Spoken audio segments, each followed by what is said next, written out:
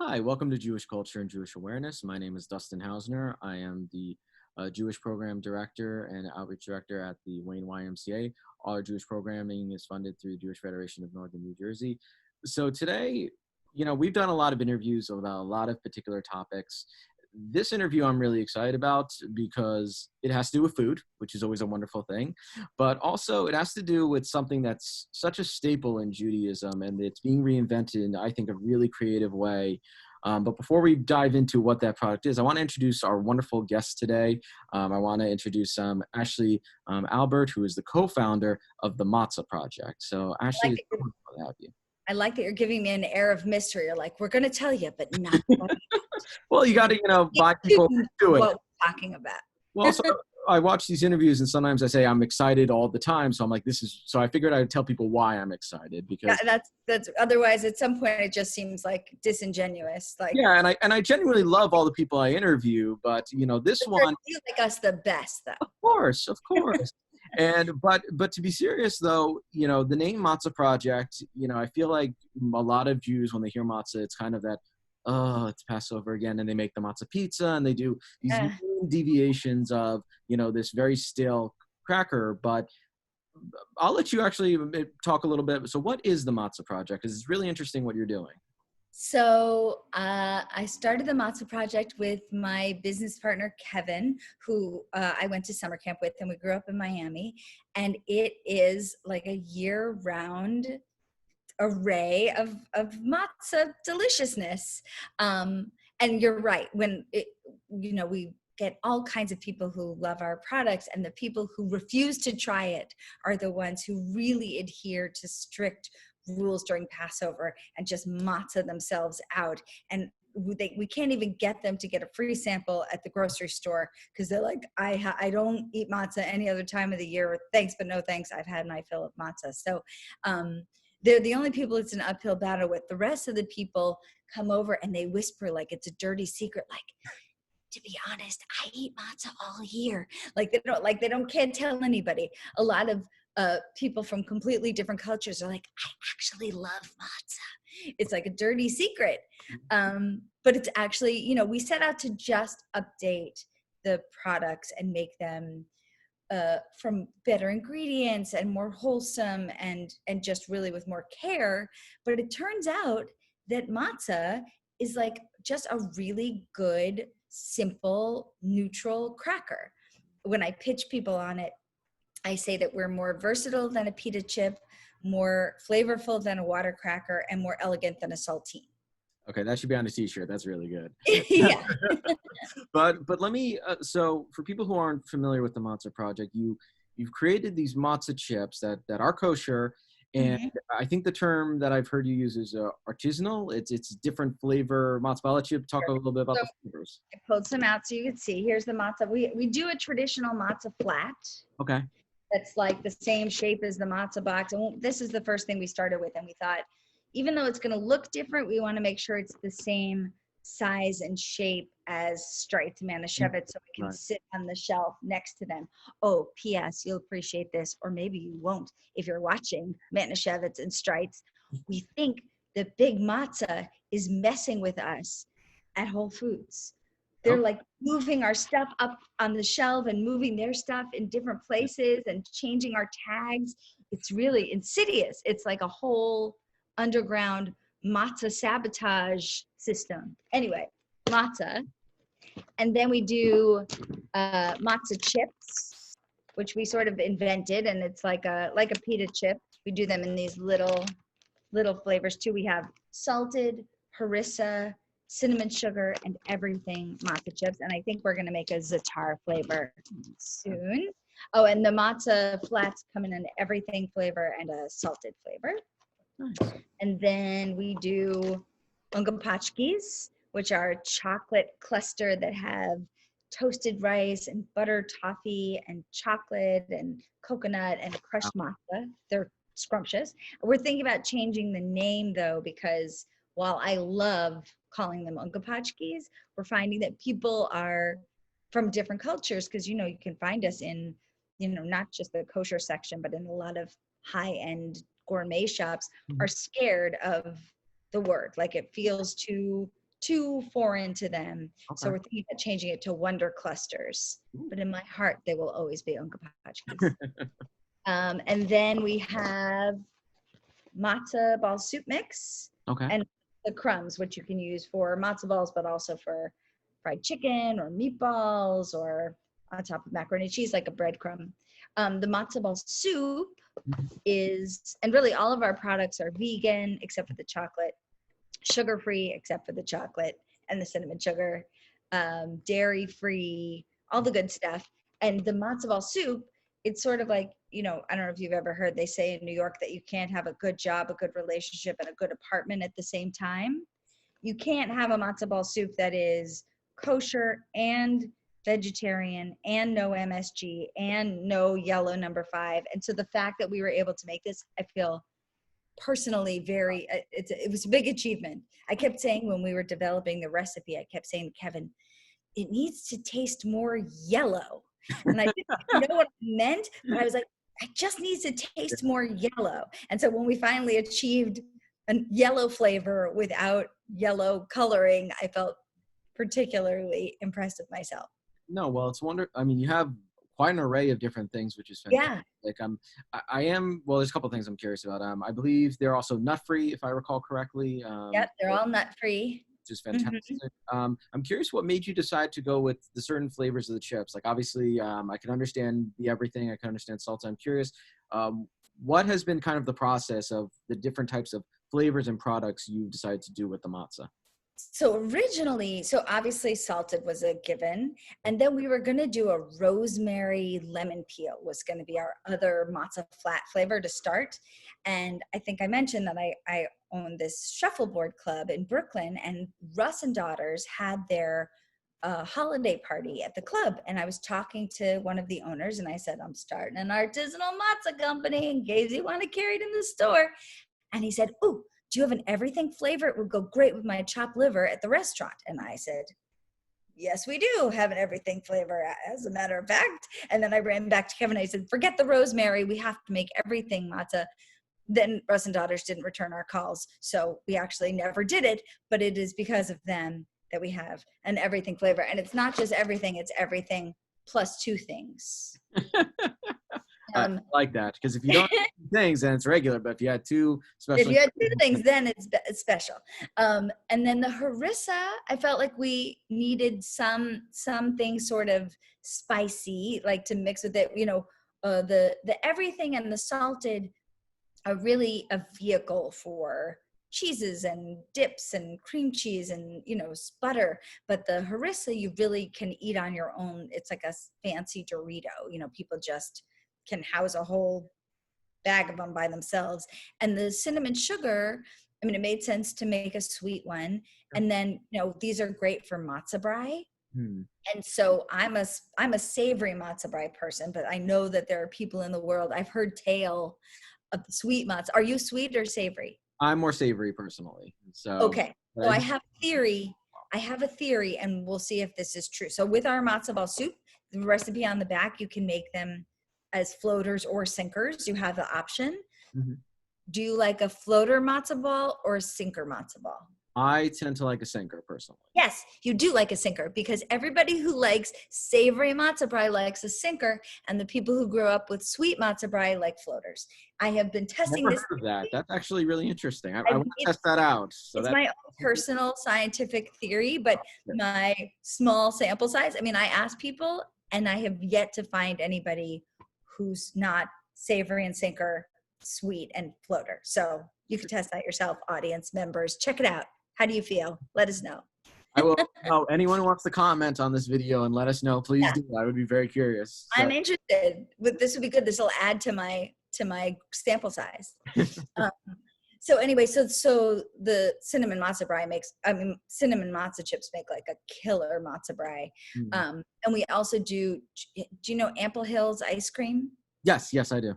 So we do an ice cream flavor with them for Passover every year called the Land of Milk and Honey. And we do like a matzo butter crunch with our, like a cinnamon bun matzo butter crunch, where we use our cinnamon matzo chips and the toffee, but with like milk chocolate with white chocolate, and then they mix it with like a sweet cream ice cream. It's scrumptious. So, but yeah, so we use our cinnamon matzo for all kinds of stuff. So just for clarification purposes, because I did mention earlier that your products are kosher, but Yeah. they're meant to be more year round. They're not necessarily like Passover kosher, or are they? Yeah. Clarification on that. No, so they're not kosher for Passover. And that's obviously been a big bone of contention for people who adhere very strictly to that rule. We do that for a bunch of reasons. Number one, it feels a little exclusionary. Like one of the rules of being kosher for Passover is it can't be touched by non-Jewish hands. Mm. And obviously the people who help us and work in our bakery, and even from the very beginning when we had friends helping us make them by hand, not all of them are Jewish. And it's sort of antithetical to our goal, which is to bring matzah to the masses, you know, to make it something that's for everyone. You know, we really want to be the rye bread of crackers. And, you know, people eat rye bread and they eat ham and Swiss on rye. You know, they don't think of rye bread as being, or like Jewish rye as being a Jewish food necessarily. They just think of it as part of their culture, the way people don't think of pita chips as a Mediterranean food anymore. So we really wanted to bring it into the snackscape. And so part of that was like, hey, we want this to be really inclusive, and having it untouched by non-Jewish hands it was antithetical to that cause. But also it's a level of certification that requires our bakery to be completely kosher for Passover. And we share a bakery. We're a small artisanal brand. We don't have our own factory. And the products that we do it with, you know, are all kosher, but they're not kosher for Passover. So and it's a lot of it is just kind of a little bit of a racket. You know, you're just paying extra for like a matzah bodyguard to like get that extra stamp. And it's great for tradition, and it's great for upholding that tradition. But for our product, which, you know, is a year-round product, we tell people who really care about that extra certification that they can eat us the other 51 weeks of the year. That said, we're thinking about maybe reaching out to some of the bigger matzah, not the ones who are messing with our stuff on the shelves, but other matzah companies, to see about maybe doing a limited edition kosher for Passover matzah tin and using their facilities to do it. So that's a possibility in the future, because it's certainly something that like I can eat it.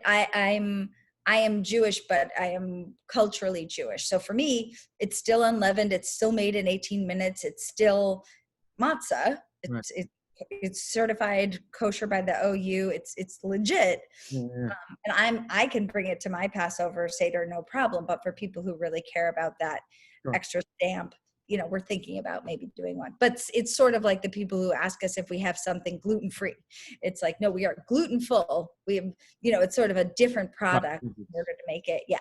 And I think people don't realize that Streitz and Manischewitz and all the other matzah companies, their year-round matzah is not kosher for Passover. They actually make a different matzah just for Passover. That's why they sell those giant packs of it, and at the end it's all like you can buy the whole thing for $1, because it's once Passover is over they switch it out and they use also year-round not kosher for Passover matzah. Sorry, I'm all silly. No, you're doing great, I promise you.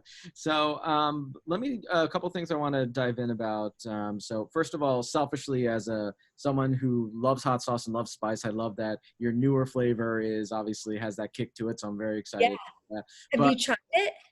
Not yet. I haven't had well, and I'm going to get to that in a second, but the two questions I was going to ask is, one, where can people find the product? Because, you know, I know when it comes to something like this, and as you said, you're a small operation, so small in the sense of being able to do like mass orders per se. Yeah. So where are you currently located? And then I was going to ask you about, you know, purchasing and things like that. But where currently, if someone wants to find your product, where can they find it? So we make it all here in Brooklyn, and we're small, but because we use a bigger commercial factory, we actually had to scale up 3 times in our first year. We've only been around for about 3+ years, and we've had to scale up, and now we could feed the whole world with matzah if we wanted to, which is nice. We're in about 1,200 stores around the country, but we're also in Spain, we're in Tokyo, we're in Australia, we're all over the place. We're in St. Martin. In the States, we're in a lot of specialty stores like little jewel box cheese shops, and we're also in all the eatalis in the country. We're in Whole Foods in a lot of regions in the country. We're, of course, on Amazon and on matzoproject.com. And then we're in a lot of really unusual places, like we're in the Four Seasons mini bar, and we just launched, it's not out yet, but we're launching these matzo bites, which are sort of a tiny, tiny oyster cracker version of our matzo chips. Okay. And I can't tell you where, but they're going to be on a major airlines very soon. Okay. But we're in museums, and we're in, schools and university cafeterias. And I think because we hit that vegan, nut-free, dairy-free, sugar-free, kosher thing, we get sort of in all of these unexpected places. My next move is to take those little matzo bites that are sort of like an oyster cracker. We say we put the oil in oyster cracker. I want to get them into hospitals. I feel like we could take over the whole oyster cracker world. We're coming for you, saltines. So that's an official threat. Official message. Look out, saltines. I don't think saltines says anything to worry about, frankly. I was going to say, if I get an angry letter from saltines, I'll send it to you. But let me ask, because you did mention the website a moment ago. Yeah. And this is a good problem to have, is I've had trouble getting a box or a cracker or chips because on the second time when I've tried getting them, they're usually sold out, which is a good thing for you. Yeah. So, so as you said, you can get them at those stores. Your website, you can get all the products you just mentioned, including the upcoming ones. So if you can actually bring up one of your bags for a second, there's something I want to ask about. Okay. But I want people to be able to see it. So the image of the bubby, I ask because two reasons. One, part of what was brought to my attention about her was obviously like how unique of and how very Jewish that seemed to be. But secondly, as a fan of the TV show The Nanny, she reminds me so much of Yetta, who was Fran Drescher's grandmother from the show. If you've never seen the show, I've never seen it. Look up Yetta, and it looks almost just like her. Is the funniest. Yetta is my Hebrew name. Wow. Okay. I'm gonna check out Yetta. I don't know, but we get people all the time sending pictures of their grandmas and moms and aunts holding the box and being like, we want royalties. This is definitely me.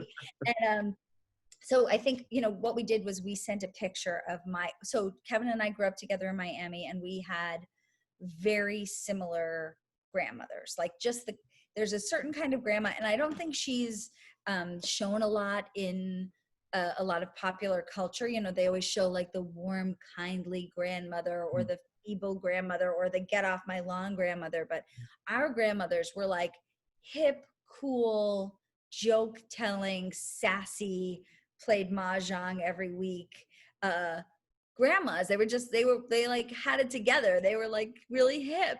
And I just don't think you see that often. So we sent an illustrator a picture of our two grandmas, and we said, make a grandma like this grandma. And so this is really like the ultimate South Florida Jewish grandmother.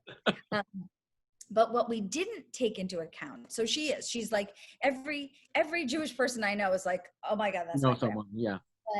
But because we didn't know anything about making a food product before we made it. We had the idea, and then we just strolled up and down the aisles looking at other packages to see what we should be putting. We're like, okay, you got to have a flavor on it. You got to have the brand on it.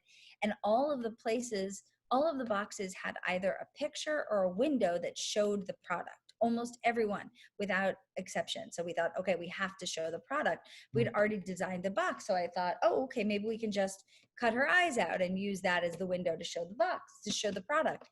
And what we didn't take into account is that with her eyes out, it makes her totally culturally ambiguous. So somehow, without the eyes, people come up to me and they're like, that's my Korean grandmother. That's my Jamaican grandmother. That's my Italian grandmother. Like somehow, no matter what her skin color is, without the eyes, she's got this like culturally ambiguous thing going on. And I guess there are lots of hip, cool, sassy, sarcastic grandmas out in the world, not just Jewish grandmas. I thought it would be really insider, and it's just not, which is cool. Yeah, here you can see her with her eyes. She's definitely a Jewish grandma. But without, or here, you know, you can see a bigger version of her. But without the eyes, she's anybody's grandma. Is it reversed? I think it is. It says guilt-free. We can see. So guilt-free, what started. I'll let you read it. Sorry, I was. Oh, is it reversed? I think it is, right? No, I can see it clearly. It might be reversed on yours, but I can see clearly. It's read properly on mine. If you. Yeah. So. Yeah. It says really celebrate tradition, suffering optional. I laugh because, and not to interject too much, but you know, it definitely reminds me. Unfortunately, she passed away, but my great grandmother lived to 106, so it reminds me. 106. Our people live very long. My grandmother just turned 100. It's a blessing. They live a long time. Yeah. So I'll ask the obvious question. So right now we have COVID-19. So it's a very challenging time, and I know I'm sure restocking and reorganizing. But is there anything we should know that might be coming up in the next couple of months for things we should keep an eye out for? Well, obviously it's about to be cold and literally flu season. So matzo ball soup. The thing with our matzo ball soup is that for $5 or whatever it costs to get the box of matzo ball soup, you put like 2 eggs and water and oil into it, and you can have a pot of soup for 10 people in a half an hour, which is great. Like I just have a bunch of them in my house, and if people are over, I'll be like, anybody want matzo ball soup? And literally you can whip up a whole pot of soup, or I'll bring it to a friend who has a cold, and I'm such a hero. Like I can make it in half an hour, just bring over a steaming pot of soup. It's really like my ultimate weapon. And I think as it gets colder, it's a good time to take advantage of that. And then of course the matzo bites, which are going to be I don't think they're going to be like a snack that you just get for free. I think it'll be in one of those like meal things where you get like cheese and crackers and stuff like that. So we'll be the cracker, and I'm so excited about it.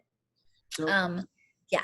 No, go ahead, please. Oh no, I was just, and then obviously we'll roll out we only do the ungapachkis in the colder weather, because we're a small enough company that the stuff gets delivered by truck, and if it's too hot, you'll just end up with a real ungapachki'd mess if it all melts. So ungapachki season starts around the end of September, October. So those will be out, and they are really good.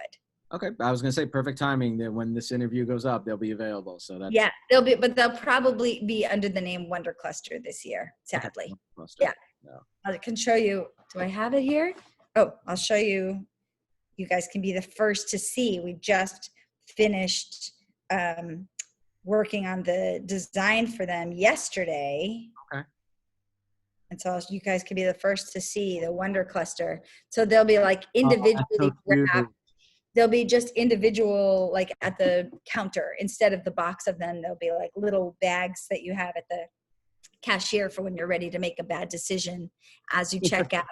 We can be your bad decision. That's how you get us. So we're feeling good about ourselves, and we see it, and it's like, oh, that looks exactly. Yeah. So that's that point. Just, throw it in. Can't hurt.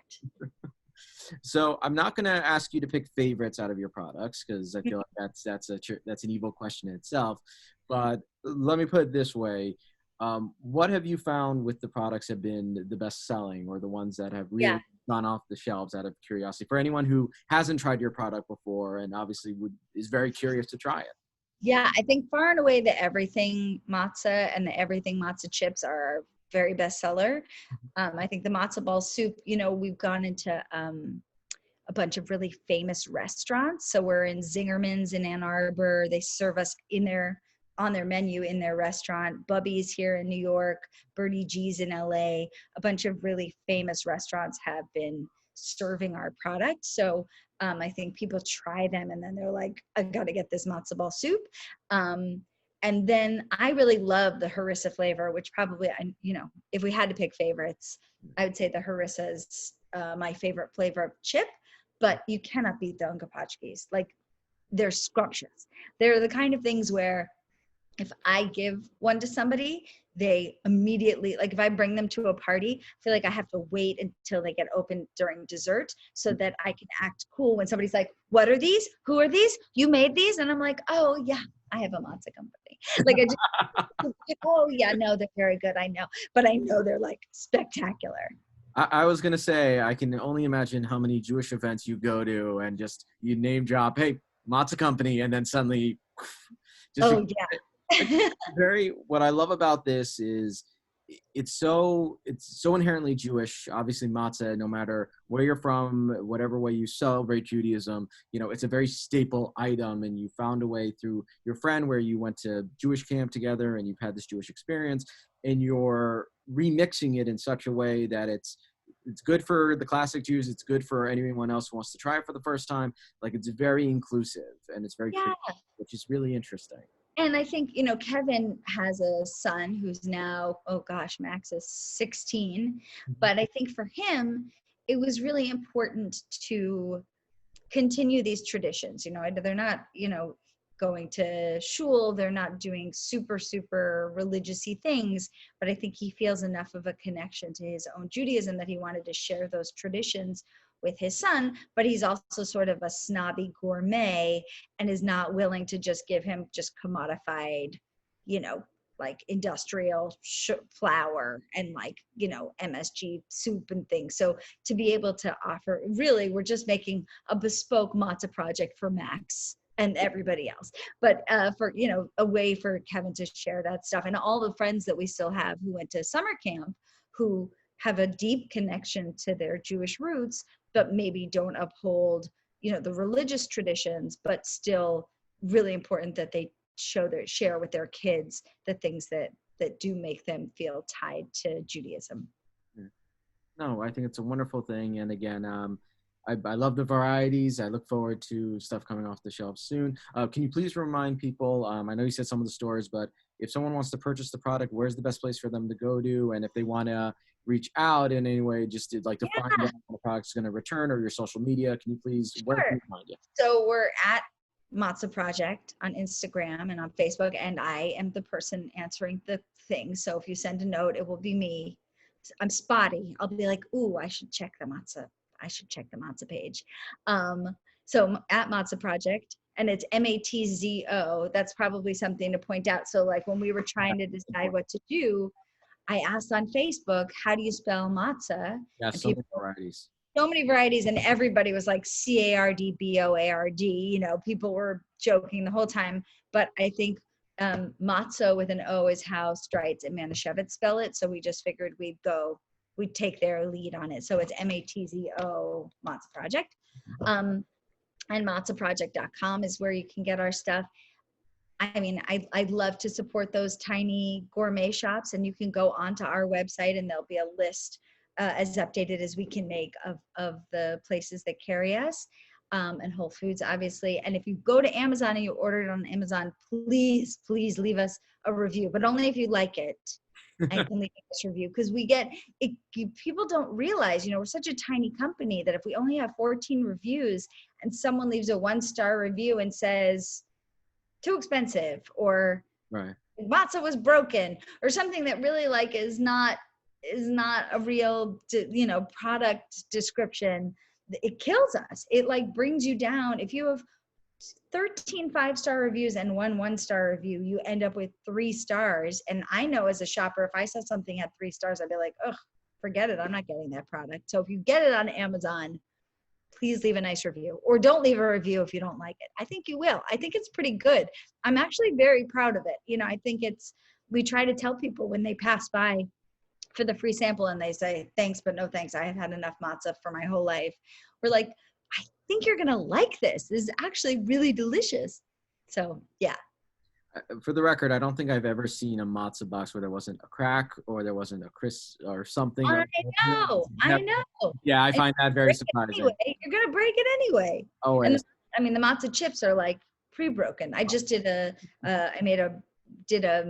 like a live stream with Michelle Augustin, which is like a French cookie company, and they do like a baking with our buds thing. And so I made the matzo butter crunch, and I made it with the chips because I didn't have any flats. And I was like, oh, of course, I should always be making these with the chips. It's like for Passover, when you make the haroset, like when you make the little brick sandwich, the chips are like a dream come true. It's like they were made for making a brick sandwich, and just like a perfect little appetizer.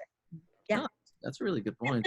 So you say it's not kosher for Passover, but you're finding these great way of teasing that, you know, if Oh you're yeah, in the good rules, this thing is for how. you, Coach, for Passover. Yeah, I would love you to stick around for a minute, but I just want to thank you so much, obviously, for coming and joining us. I think we learned quite a thanks bit for about having us. your product. We've learned about a little bit of the history and where to find it.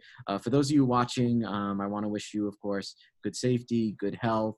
Um, very interesting product. I hope you'll look it up and learn more about it. And if you purchase it on Amazon, you leave a good review.